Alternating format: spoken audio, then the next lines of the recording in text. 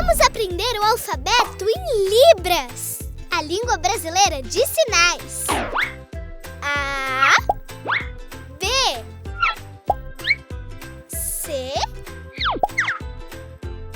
D, E, F, G, H, I, J, K, L, M, N, O, P, Q, R, S,